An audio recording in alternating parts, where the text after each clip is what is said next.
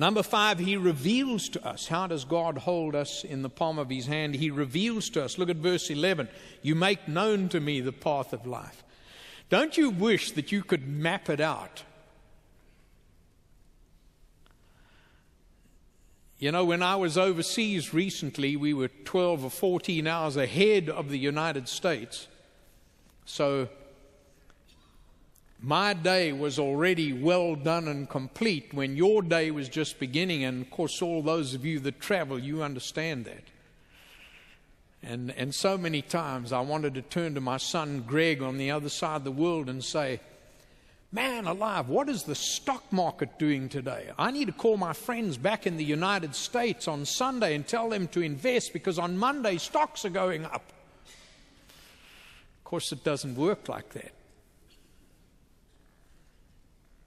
If we could just have a revelation, if we could just know that we are going to be healed, if we could just know that our marriage is going to come back together, if we could just know that we're going to get over this pain, if we could just, you see this little word here, I love that statement, you make known to me the path of life.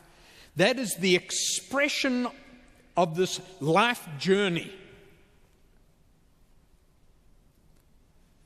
I'm meeting today after church with some of my all-time favorite people who are getting married in November. And you know, when I meet with couples who are about to get married, it's an incredible thing to be able to look at somebody who is in love but not yet married and speak to them in the context of the promise of God.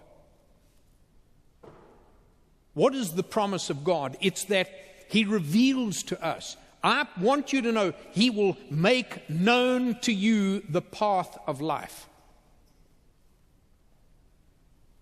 And then the closing one, number 6, He fills us. How does He hold tomorrow in His hand? He fills us. That's what He says in this. In your presence there is fullness of joy. This is that hard to explain syndrome where you go and visit with someone that you care about who's really going through an awful situation, a monumentally difficult time, and yet in that context they're able to exude and demonstrate such love, so much joy. I love you folks for that. You know, sometimes you want to look at somebody and say, how do you do that? I mean, how could you have gone through so much and yet still be so positive? How can you still be so loving? How can you still be so giving and you yourself have hurt so badly? Well, there it is. You see, He fills us.